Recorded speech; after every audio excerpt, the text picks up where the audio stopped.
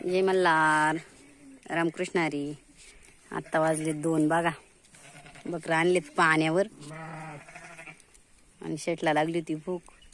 मोठी राजी संग या बायका इथं चारून मेंढ्या वाचवल्यात आणि वाड्यावर जाऊन भाकर घेऊन आले.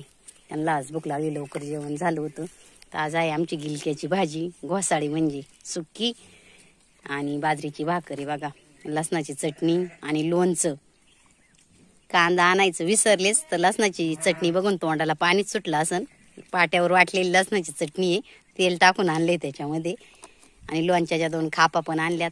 आणि बघा ही गिलक्याची भाजी बनवली. आज सकाळी भजे बनवले होते त्याचेच, पण साहेबांना काय आवडत नाही, पण सुकी बनवली होती. आता दुपारी भूक लागली म्हणून चालले खायचं काम.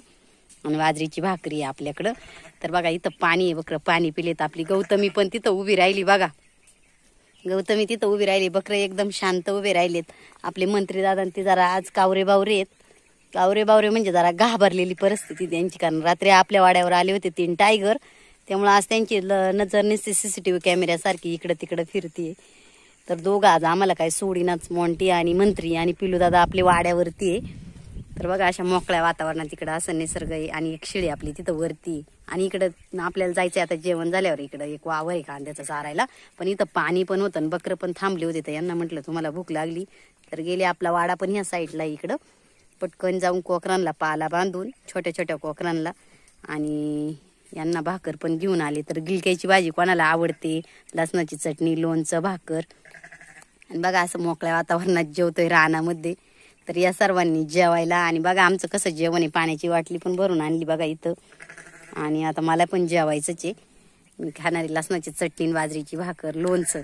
तर तुम्ही पण या सर्वांनी जेवायला. रानात कसं वाटतं, इथं एक चिंचेचं झाड पण आहे बघा, भरपूर चिंचा लागल्यात त्या झाडाला.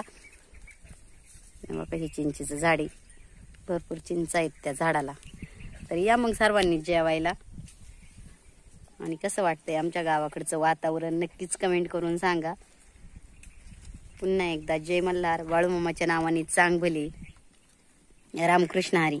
चला भेटू पुन्हा पुढच्या ब्लॉगमध्ये. तोपर्यंत बाय बाय.